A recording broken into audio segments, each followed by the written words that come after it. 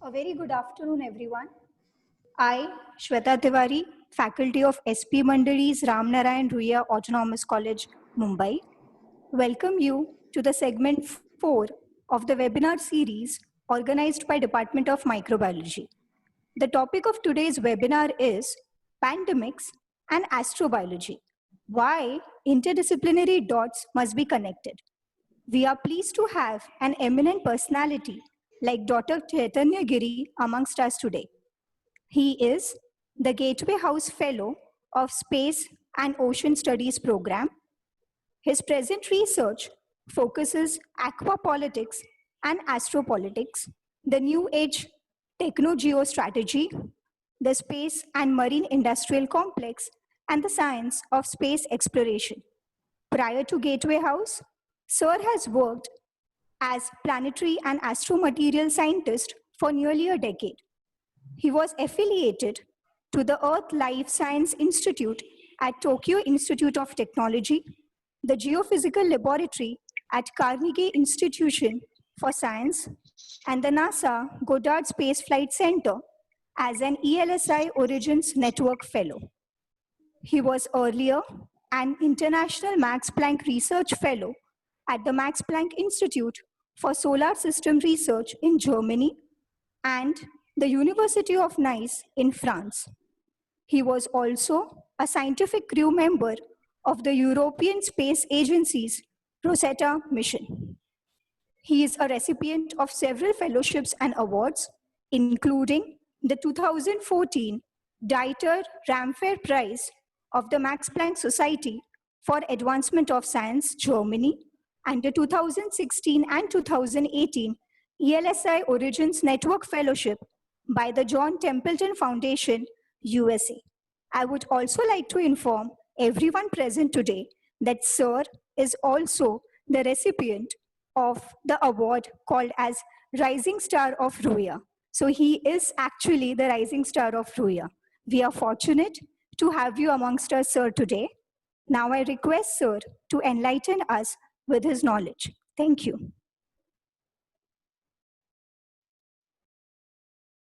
Thank you, Shweta. Thank you, Professor Lokur ma'am. Thank you, Varsha Shukla ma'am.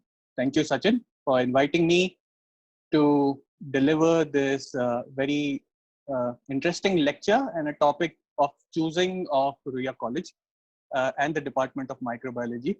I have my connections with microbiology that go very long ago. I used to be a microbiology student of the Ruia College between 2005 and 2006.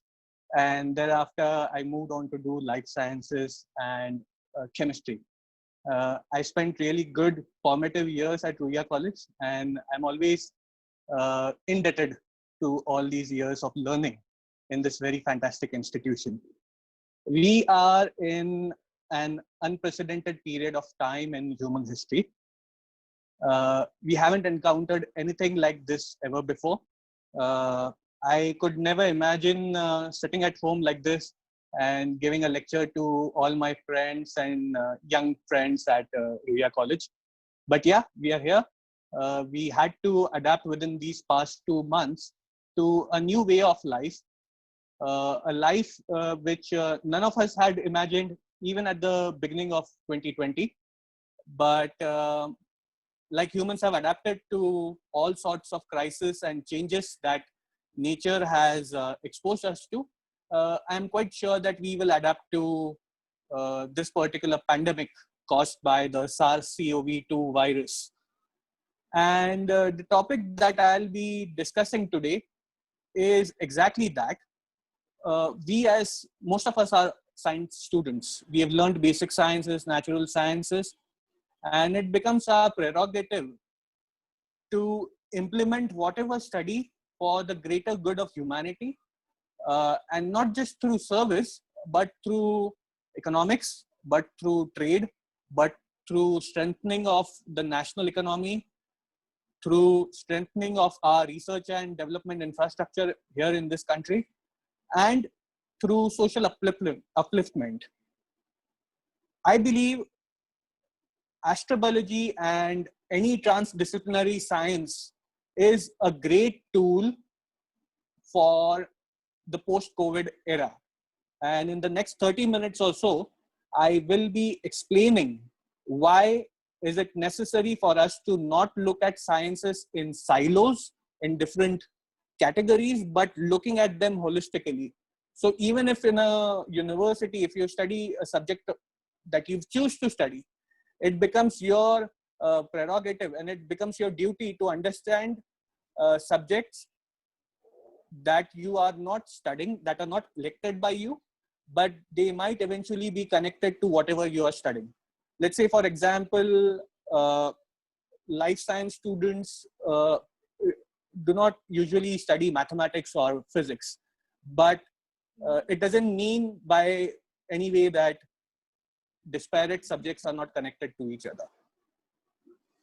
Likewise, if we start looking for solutions to solve this particular pandemic, the SARS-CoV-2 pandemic, we'll also find that it is not just the duty of biologists, it is not just the duty of medical staffers, it is also the duty of the entire scientific community to come up with solutions, and not just medical solutions, solutions to a lot of different issues. So I'll start by just presenting a particular fact that viruses are not new to us as in human beings. Neither are human beings new to the virus world. Rather, what I'll say is that we are right now inundated with a massive ocean of viruses. At this point of time, and every 60 seconds, there are almost 10 to the power 31. 10 to the power 31. That's a massive number. There are that many viruses present on this very planet. They're floating in the air. They are in the soils. They are in the oceans. They are within animals. They are within bacteria. They are within plants. But if we consume plants, none of these viruses harm us because they are not meant to harm us. They are plant-based viruses. Then there are animal-based viruses which will only affect a certain kind of animals. Even if you look at COVID-19, apart from a few animals like pangolin or bats or certain cats, they're not supposed to affect any other species. So it means that there is this huge sea of viruses which is meant to regulate life on Earth. For instance, there are n number of bacteriophages. Bacteriophages, to the uninitiated people in the audience, I'll say that these are viruses that eat up bacteria. There are n number of them. So if you have a bug, if you have a bacteria bug in your body, chances are it might be eaten up by these bacteriophages present in your body.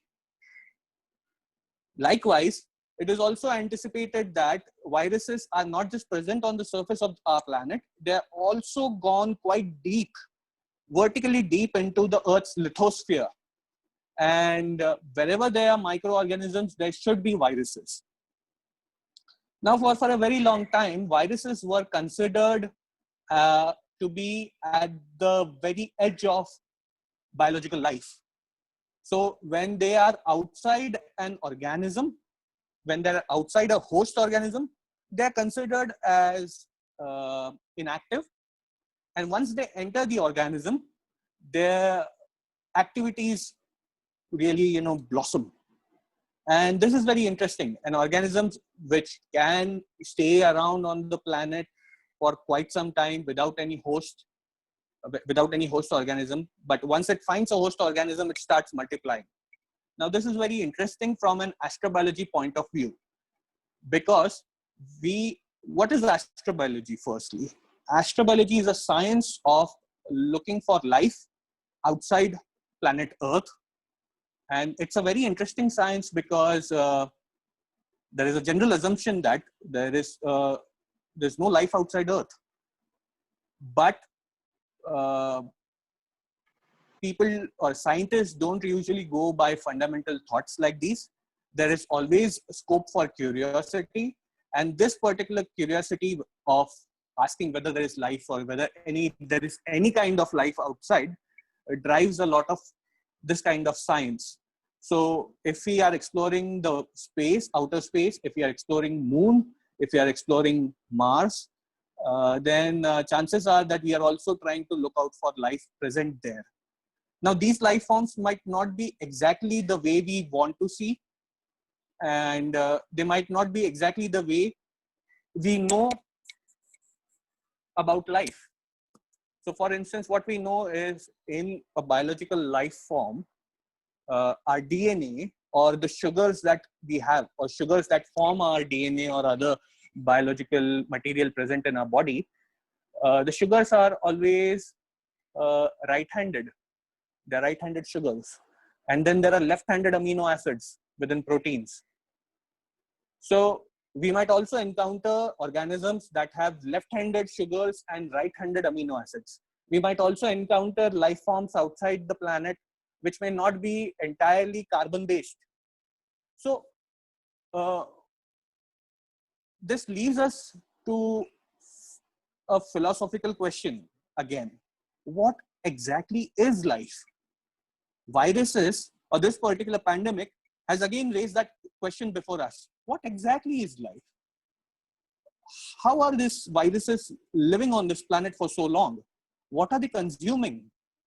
And if they are present in such large numbers, 10 to the power 31 is massive, then what are they feeding upon? Aren't they interfering in our biology? Or have they been interfering in the human biology for eternity? Since we were, Homo erectus, or since we were Homo sapiens. So we have to start finding answers to these questions. And there's no other better subject than microbiology to understand viruses, because microbiology comes closest to that, to viruses. And that's why I am really happy that Department of Microbiology at Ruia College came up with this topic, and I'm given an opportunity to speak on it. Now that we know, and now that I've said that viruses are quite ubiquitous, let me put it in this way. We need to find what they exactly are. Do these viruses belong to the planet Earth? Have they always been here on Earth? Have they been on this planet since the origin of life? And there are not just one or two or three kinds of viruses. There are millions and millions of viruses. Even in the case of COVID or SARS-CoV-2, it is anticipated that this virus may mutate very soon. And it has been mutating as observed by several virologists. And it may turn up into a slightly different variant of the same virus. So a human evolution from Homo erectus to Homo sapiens took thousands of years. Same with elephants, same with horses, same with dinosaurs getting transformed into birds.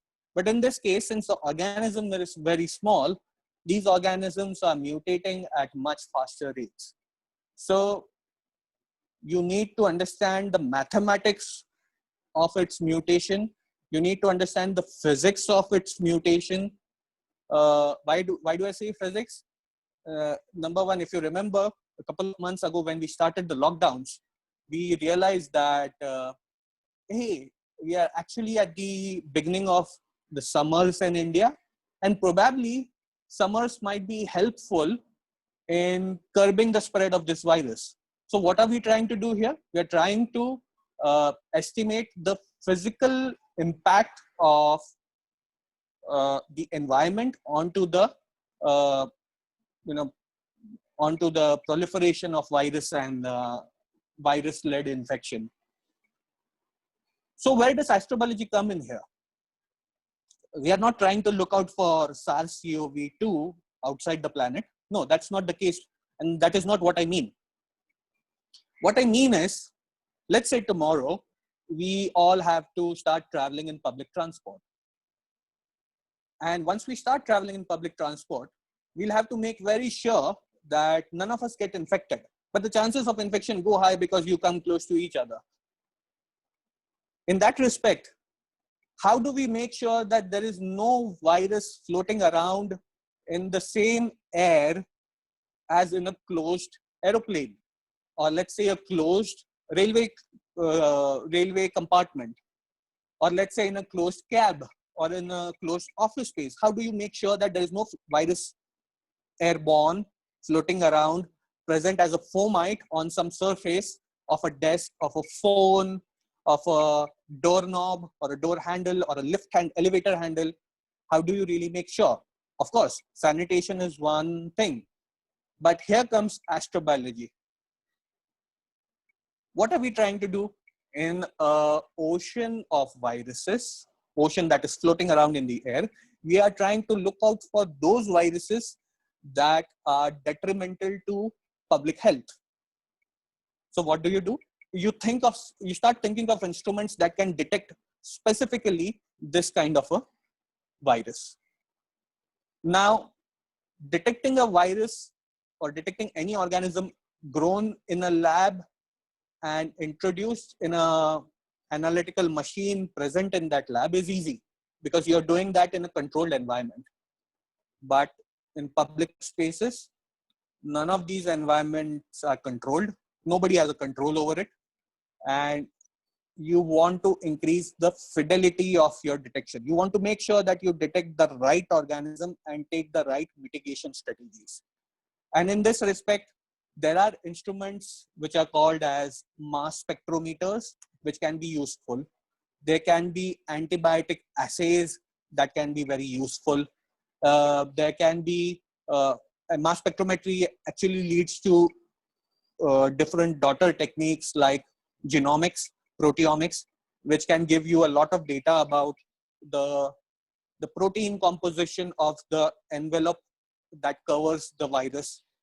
Genomics can give you a very good idea about the genomic construction of the RNA, and most of the viruses are RNA viruses. Genomics will give you a good idea about the genome sequence of the virus, and this eventually helps us find a good vaccine. Here again, what I said just now, mass spectrometers.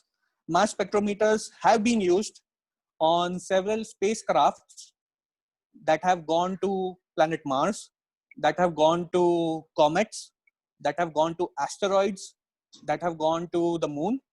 And all these mass spectrometers have been used to identify organic molecules that could have some implications for finding life, or maybe prebiotic organic chemistry there.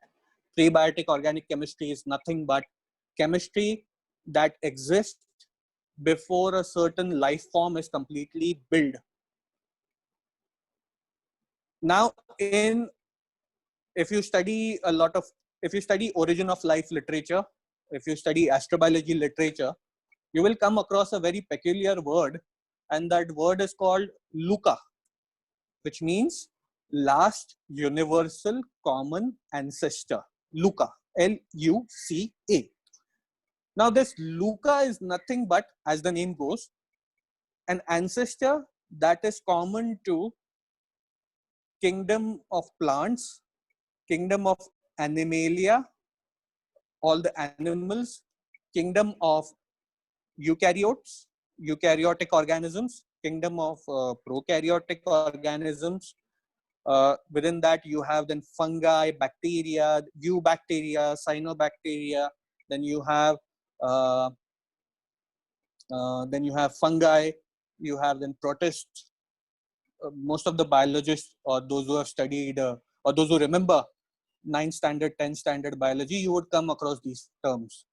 But you don't have in that particular classification a different classification for viruses, because viruses are ubiquitous. They consume all organisms larger than them. They'll consume plants, they'll consume animals, they'll consume bacteria, they'll consume humans. So it again leaves us to a question: where have these viruses come from? So it also is conjectured that probably LUCA the last universal common ancestor, has relations with the viruses. The simplicity of LUCA. LUCA is considered to be a very simple organism. It is not, there's no much ado about it. It's not very complex. It has a good cell membrane. It has the mitochondria, the energy producing units. It has the genomic units within it. It has exchange mechanisms that can transport nutrients from the outside environment to the inner environment. And similar to LUCA are viruses.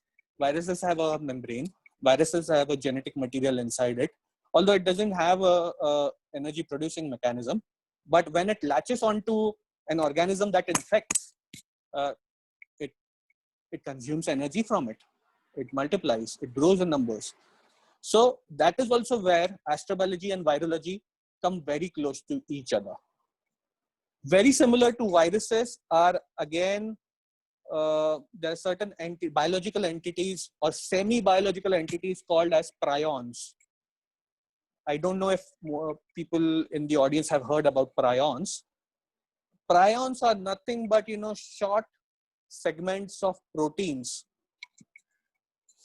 And these protein segments are known to infect a lot of animals. We've just found in the past 30-40 years that a lot of brain-related diseases, encephalitis-like diseases, are caused by prions. These prion infections have been observed in monkeys. They have been observed in humans. We are still to observe them in other organisms. But now this is very interesting that prions, they don't even have a genetic code. They don't even have, mad cow disease, mad cow. Exactly. They don't even have a genetic code. They don't even think. And still they can affect organisms, large animals, to a great extent. A lot of space missions in the past 10-15 years, I'll particularly count two major space missions. One was a mission called as Stardust. This was a NASA mission which went to a comet called Comet Wild 2. This was around 2006. And this particular space mission was able to sort of identify amino acids on that particular comet. Later on in 2014, a European mission called Rosetta, which I was part of, I was working on an instrument called COSAC, which the name was pretty long. The name was Cometary Sampling and Composition Experiment. This instrument was nothing but a gas chromatograph mass spectrometer. And what we did was we landed on the surface of a fast moving comet. A comet is a very small body. It is not larger than a few kilometers. And this particular comet that we landed on was 4 kilometers in length. So 4 kilometers is nothing but, let's say, an entire stretch of Dadar. Let's say an entire stretch of Matunga. Not more than that. So we landed on such a small body. And my instrument was able to identify several precursors of amino acids. And sugars. So we identified glyceraldehyde, which is a precursor of sugar. We identified a few amides. Amides are, these are formamides and acetamides. Formamide and acetamide are materials that are necessary to form amino acids. And amino acids, if you form a chain of it, will form proteins. So that was very interesting that in abiotic environments like a comet, where there is no life form, there's no biology happening, there are no life organisms, chemistry or space chemistry is able to convert very simple molecules into complex molecules. So the simplest molecules that you can find in outer space are CO2, methane, nitrogen, hydrogen, water, ammonia. And when you put them very close to each other, tightly spaced in a comet, and when this comet goes around for millions and millions of years, solar irradiation as well as cosmic irradiation will convert these simple molecules into complex molecules, into much complex molecules. And it becomes a muck. It becomes a really, tarry muck. I'll give you a very simple example. When you cook something on a tawa or in a fry pan, many a times your fry pan gets covered with a black layer, a layer which is formed due to burning of oil or due to burning of your grains that you are using. You'll find this very regularly on a tawa. The edge of the tawa will become very, dark, and there is a slightly muck, really dingy, sticky material onto it, which is even difficult to clean. Something like that comes up on a comet. And imagine a scenario that if, okay, we haven't detected a protein on a comet. We might maybe in subsequent missions.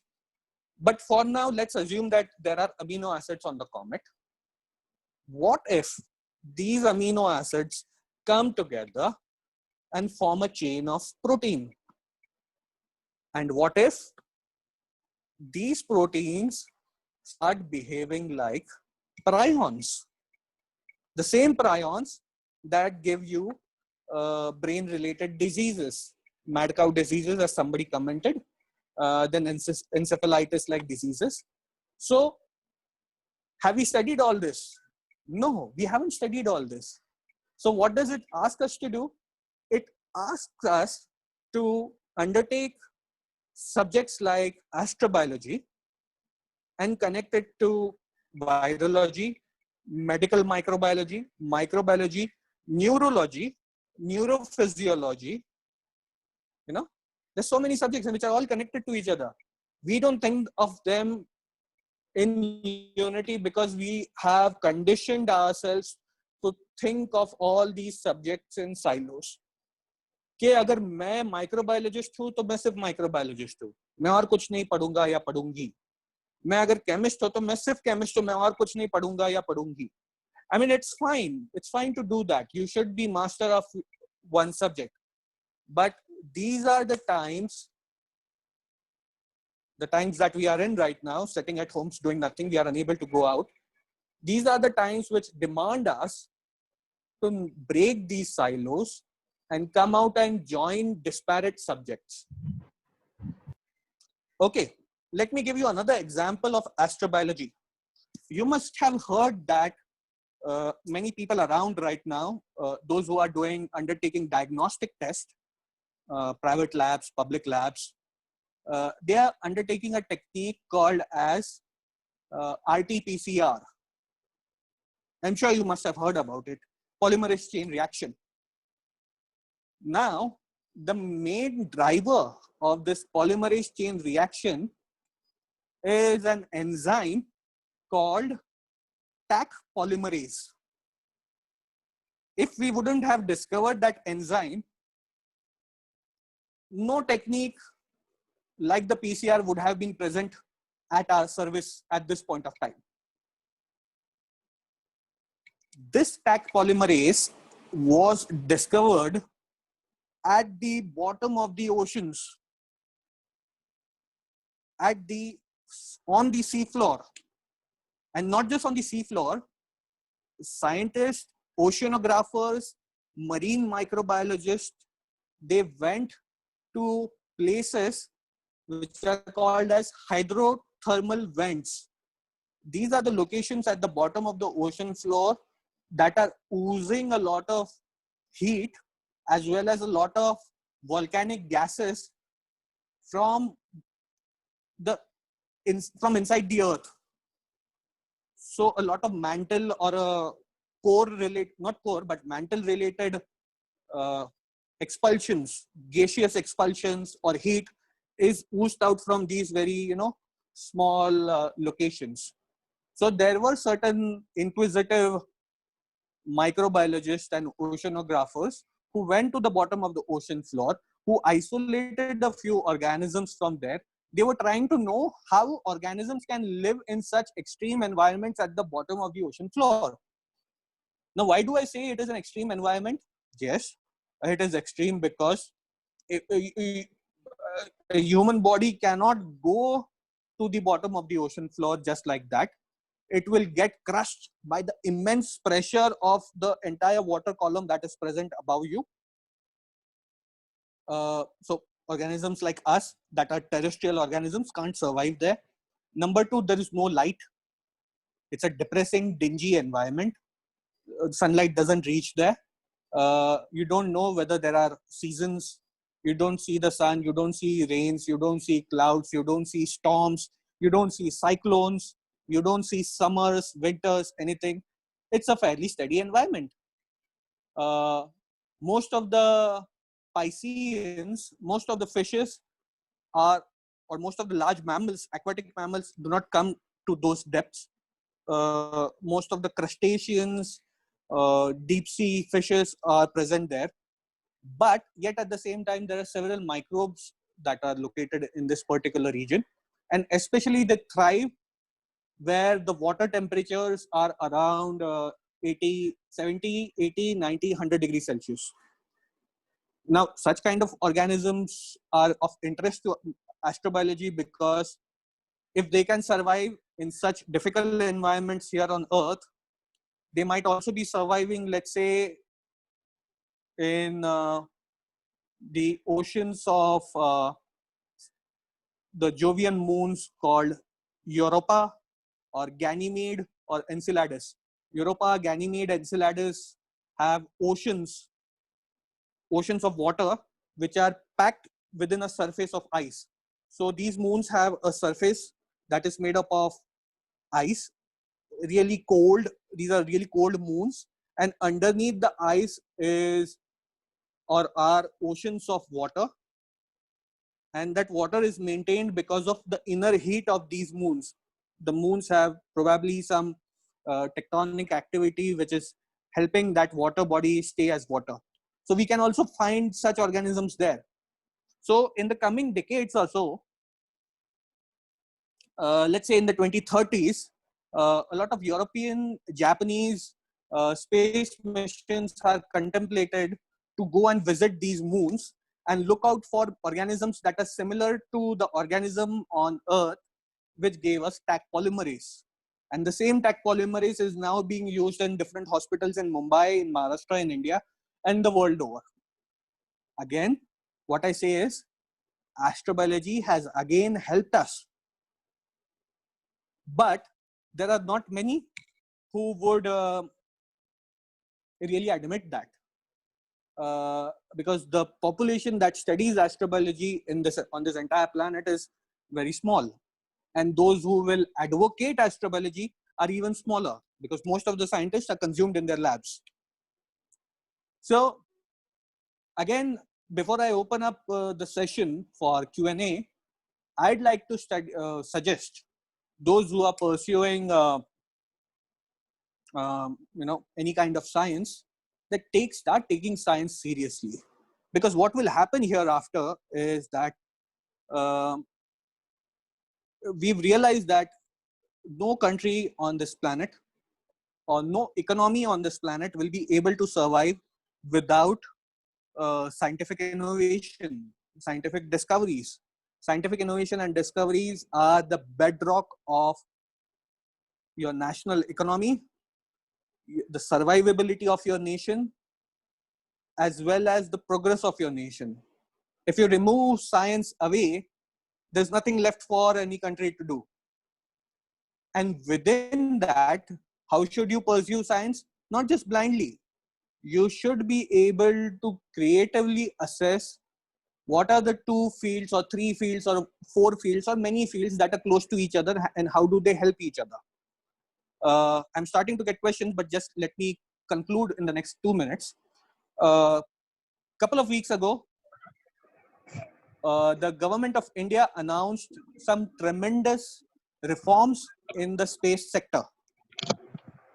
What did the government say? That the government said that it is now the government of India is now intending to, may I ask somebody to put on the mic, please go on to the mic, just for a couple of minutes, not more than that. The government now intends to place private sector at par with ISRO, at par with the National Space Agency for space exploration. And private sector does not necessarily mean private companies. Private sector will also mean autonomous colleges like RUIA, which do not get any government funding, which have to survive on their own. So what do these colleges do? These colleges must now start investing in innovation. You should provide out your labs. You should provide out your premises for carrying out innovation. These innovations can be undertaken by faculty that resides there or teaches there. This can be undertaken by students. My opinion and my suggestion is that organize some competitions where your innovations can be displayed, participate in domestic, regional, national level innovation challenges, international innovation challenges, and just put across your ideas. Your scientific ideas need to hereafter have some economic worth. It might be of economic, it might yield economic dividends immediately or in the longer run. Let it be whatever it is. But whatever idea you have, it should result into something substantial for the society. Be it in the form of creating new jobs, be it in the form of earning a lot of international currency or foreign exchange, be in the form of growing your exports. The way we do science, or the way we study science will have to change. And we've just completed a couple of months into COVID. This particular pandemic and its after effects will last until the year 2024. And this is not me speaking. This is something that has been published in scientific journals, medical journals, and the after effects will last until 2024. That means we will give away 4 years of our lives for COVID-19 or under the threat of COVID-19. But once we come out of it, we will come out as more evolved in our understanding of science and more evolved in our understanding of how do we get economic benefits out of scientific pursuits. So that is why the topic of my today's talk, how should we connect disparate, discrete, unrelated dots, and how do we see the bigger picture? This is now the time for us, students, professors, teachers, scientists, policymakers, to look at all this in a holistic manner. I'll end with that. Thank you. Thank you so much, sir. There are several questions that have come in the chat box, and I will be reading those out to you one by one. Sure. So to begin with, there is a very interesting question which has been asked, saying that they have heard about some ancient viruses which have been found in the deep Antarctic ice. So what is your view about it? What is my view about it? Okay. So like I said, viruses have been here on this planet for a very long time. If they have been found submerged in the ices of Antarctica, and I'm sure that they have also been found in Siberia, it is quite possible that all these viruses were active well before Antarctica was a tropical land. Antarctica at some point of time in the past was not covered with ice, but it was covered with very lush, green, beautiful jungles. And due to a lot of planetary activities, Antarctica shifted down south. And as you move down south to on any planet, temperatures drop drastically. So it only shows that these viruses are ancient. I'm not pretty sure that what sort of viruses were these, but these are quite big viruses, the pictures that I've seen. And they might be preying on certain host organism. We don't know what sort of host organism it was. But I'm sure, I mean, even dinosaurs were getting infected by viruses. If you remember that movie Jurassic Park, if you remember the doctor, the paleontologist and the two kids, when they climb up the tree, the big tree, and when they rest there for a night, early in the morning, there's this Brachiosaurus, which, just rises up and sneezes on them. What does it say? It says that the dinosaur was suffering from a flu. That flu couldn't be anything but virus. So it was a virus. Viruses have survived for a very long time. We just need to look at it from a different perspective. It is part of this planet. It is part of our evolution. It might also be the case that it might be the central organism for horizontal gene transfer. What is horizontal gene transfer? Let us leave it to some other lecture. Or please go to the internet. Please ask your teacher what is horizontal gene transfer. It is a fascinating phenomenon that is helping us all biological organisms evolve.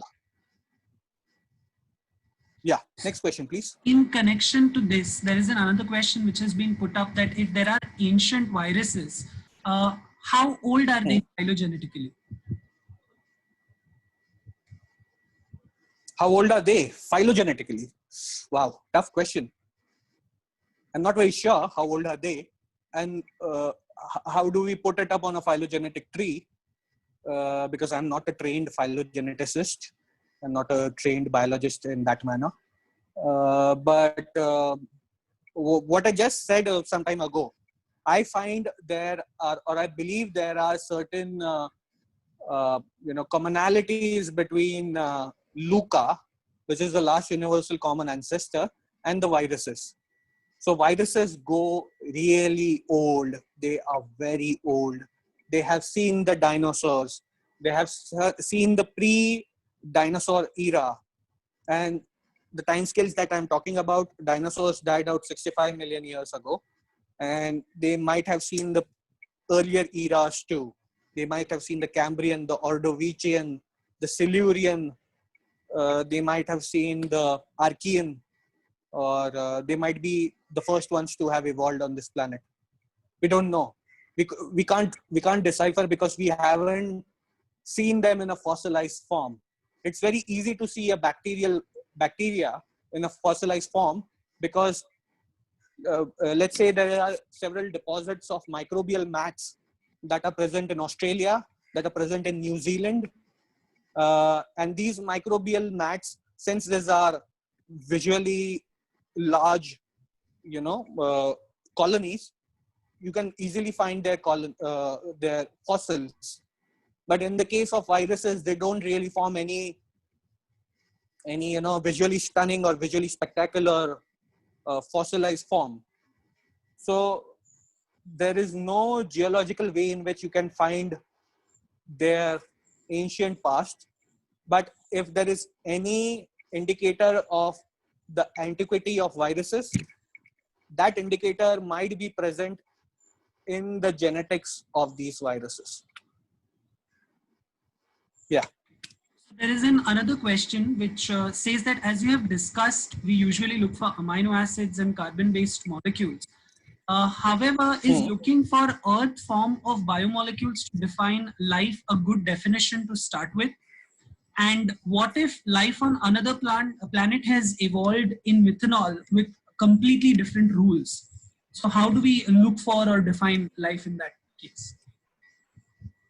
Yeah, I like that question very much. It's a good question.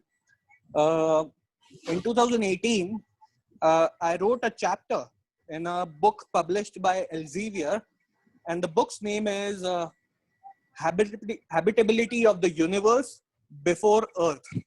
So the book had several chapters in which each of the authors, written by different authors, each of the authors was trying to assess whether there was any form of habitability on any other planet before the Earth evolved.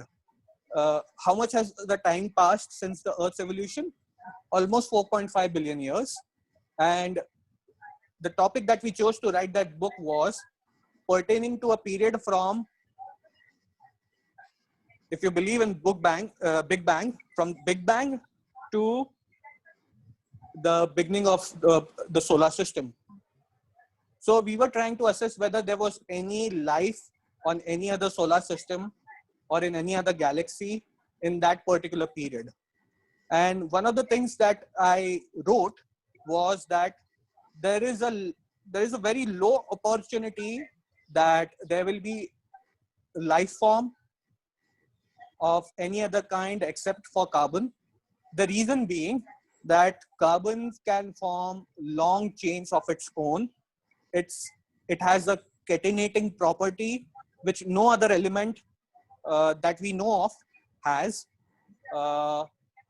Of the 120-25 elements that we know, no other element has that level of catenation property. None of it can form long chain molecules.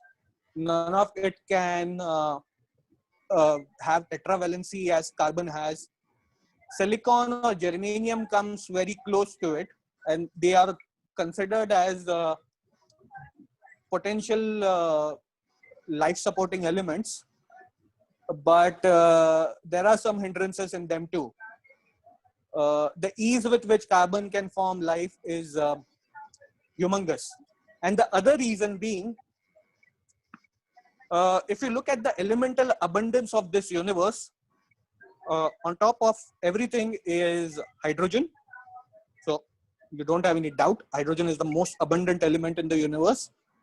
Carbon is also quite old. And carbon is quite abundant.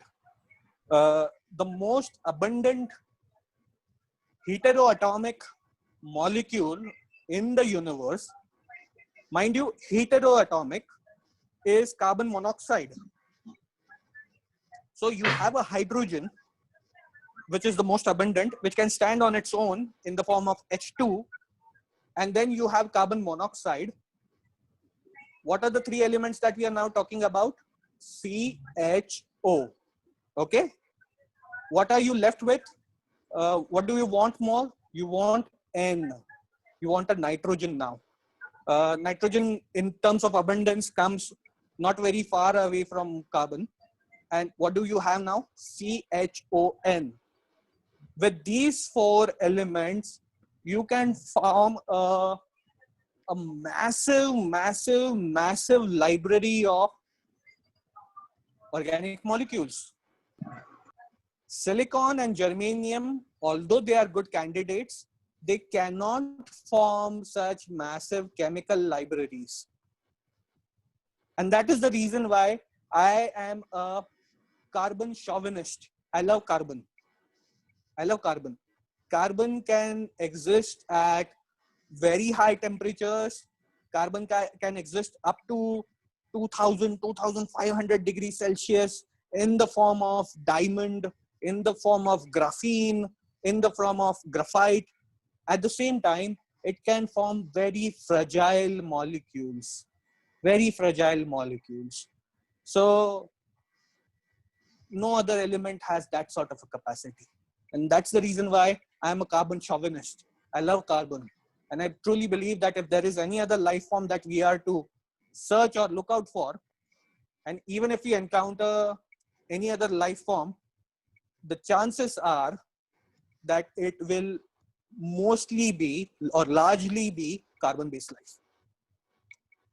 Okay. Sir, there are two questions. I'm going to club it up because they're somewhat related. So, student has asked that tardigrades, they being the most resistant organisms, there have been reports of them landing on moon. And do you think that somehow they could revive themselves in the near future?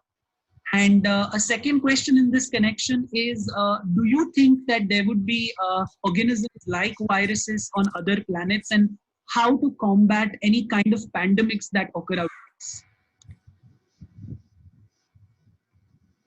there? Yeah, again, I'm not very fond of tardigrades because apart from their radiation resistant bodies, they're of any good use to us. Neither are they food to us, neither do they provide any fuel. neither are they of any immediate value. But that doesn't mean that research on them should stop. We should start finding some utility with tardigrades if they can be of any help to us. So I'll leave tardigrades over there. There are many more microorganisms which can be of good use to human beings. The one name that comes very close to my mind right now is Deinococcus radiodurans. Deinococcus is a hugely radiation resistant organism, microorganism. If we can really replicate its radiation resistance properties, we can definitely build, or we can definitely mimic something similar to its radiation resistant structure in a synthetic form that can help us fight solar and galactic radiations. Once we go out in outer space, we can start building materials or building infrastructure on the moon or Mars from materials that resemble the structural properties of Deinococcus radiodurans. So yeah, that is something that I believe in. And the other question that you raised was contamination. Yes, we'll have to be very careful. Like for instance, today, this morning, there was supposed to be a SpaceX launch carrying 2 American astronauts for the first time in the last 10 years. It's a big feat for them. And it's a good thing to happen to all of us here because in this phase of the space age, I believe that we are in the second space age now. The first space age in which America and Russia dominated, that is long bygone. We are now in the second space age where we have multiple countries now getting out there in space. You have countries like United Arab Emirates, Dubai, you have Luxembourg, you have Australia, you have New Zealand, you have our neighbor Bangladesh now developing space capacities. United Arab Emirates is planning to go to Mars sometime this year or next year. So what I truly believe is we wouldn't want to contaminate extraterrestrial surfaces wherever we go. We wouldn't want to carry out microorganisms or infections or pandemics. Let's say tomorrow, if we want to build our own space station, we as in India is planning to build a space station in the decade of 2030s. After 10 years, we wouldn't want to carry out any forward contamination. That is called forward contamination. And we would want to have strong and stringent planetary protection measures so that there is no backward contamination, so that there is no contamination coming from outer space back to the Earth, because you never know what sort of organisms we could bring back. So that's why there will be a lot of restriction in which biological contamination will be one of the major factors. So as we are discussing in the past few years, or the media is discussing that, hey, we are going to the moon, we are going to Mars, we are going here, we are going there. All right, you're going there.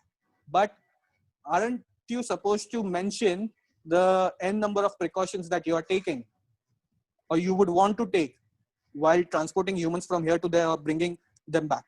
So biology, astrobiology, microbiology will play a humongous role in the coming years in space exploration. And there are n number of jobs, opportunities and professions and careers waiting for you.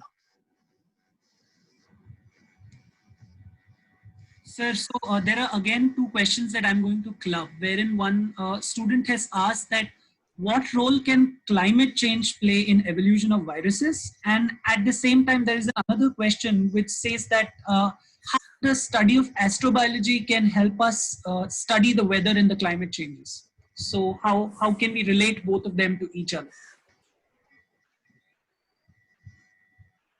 Yeah, climate change is a big issue. I don't know if there are any strong connections now being made between the current pandemic and climate change, but eventually there might be some attempts which which are being made or which are already made to connect these two dots. But what I can truly believe is that tomorrow, if we are to thaw the ice present in Siberia, if we are to thaw the permafrost that is present in Siberia, if we are to thaw ice and glaciers that are present in Antarctica, we would end up unleashing a lot of ancient viruses that have been locked for many years in these cold and really dry environments into the open, and that will really spell doom. That's why it is very important for us to prevent climate change. Climate will change. Climate is a dynamic phenomenon. It's not going to wait for us. It's not going to behave the way we want. But we would want to make sure that it doesn't change at a pace that is inimical to our existence. And we wouldn't want climate to change in a way that it unleashes threats for which we don't have any preparedness. And that's why the two phenomena should be seen in the same light. Again, here too, you shouldn't be looking climate change and virology as differently. They are together. Nature doesn't look at all these phenomena in different slots. It is a human mind which has the tendency to compartmentalize. We'll have to get over this habit of compartmentalization, and we'll have to think transdisciplinary. I hope I answered that question well. There is one interesting question, sir, that has been put up, wherein it has been asked by a few participants that is there any evidence of viruses being found in space or on celestial bodies? And if yes, what is your opinion as to how do they, replicate or manage to survive in space? No, I don't think there have been any viruses found in outer space. It's very difficult to find viruses even here on this planet, because unless and until for finding a virus here on this planet, what you need to do is find the host organism that they reside in, and that's the easiest way out. In outer space, there are no life forms. There's no host organism for them, and it will become extremely difficult for us. It will be like finding a needle in a haystack. But having said that, and connecting it to the previous questions and my previous answers, you would want to transport only those people in outer space that are not infected by any deadly virus.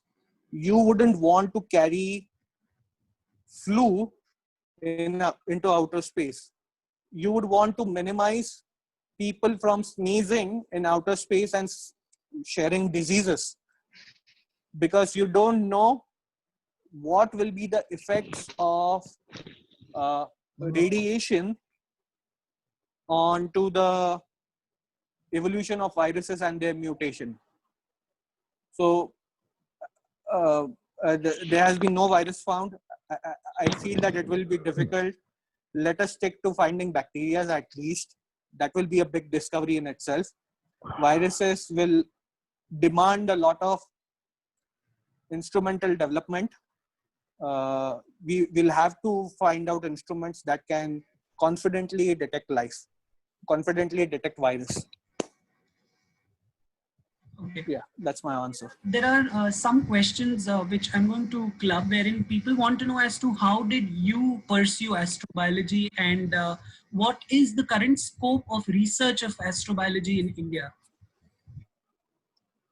I always had a fascination for space sciences, like many of us.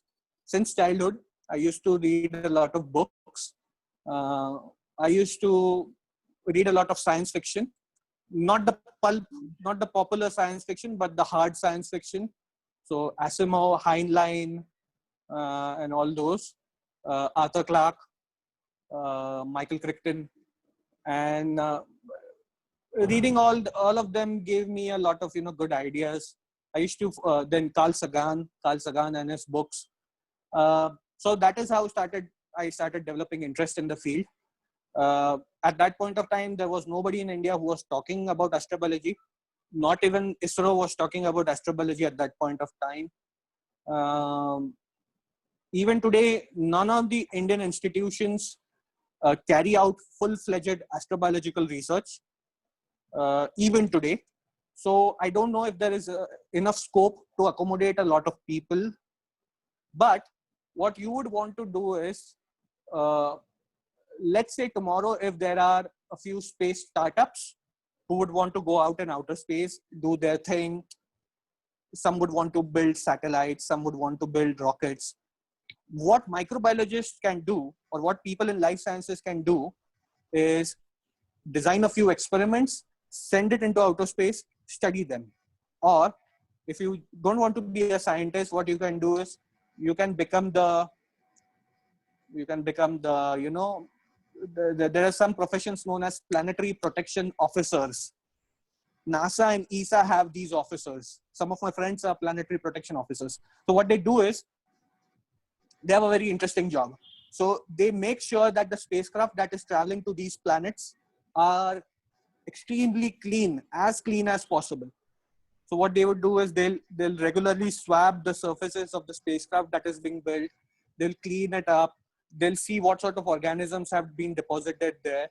They will create infrastructure where the spacecraft is being built. And this infrastructure will be let's say a class 1000 or a class 10,000 or even a class 100 laboratory. Am I right in assuming that you know what are class 1000, 10,000, class 100? These are spaces in which there are only 100 microorganisms per cubic feet of air volume, or 1000 organisms per a certain unit, or 10,000 organisms a certain unit of air volume. So these sort of professions will be coming up in a big way once there is enough traffic going out in outer space and coming back. There's ample scope, but it will have to come up really organically.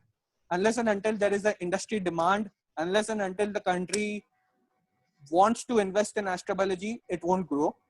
And like I've always felt that you need a critical mass of people in the country who are interested in a certain subject. Let me give you an example. Some of my friends are solar physicists. They study the sun. They observe the sun during the daytime. They observe the solar events. They observe the corona. They observe the whiplashes that come out of solar winds. And their community is very strong at this point of time in India because there have been solar physicists working seriously, conducting serious science for the past 50 years, for the past 5 decades. Unless and until we encourage scientists to pursue astrobiology of any kind in India, there won't be a critical mass of people who could really, steer it, who could be championing it. And I have been in talks with Principal Lokur ma'am, Anushri Shukla ma'am, Varsha Shukla ma'am, that let's start something in Ruia College. And I find this very promising because, number one, Ruia has very strong microbiology credentials. There are n number of Ruia College alumni who have studied microbiology and who have done very well for themselves in their later lives.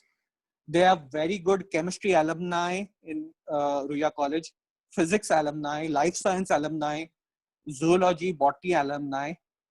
What we can do is we can start something which is a special research group within the college which can pursue astrobiology and which can really undertake good science. And why just limit it locally? Let's do something really kick-ass. Let's do something really international.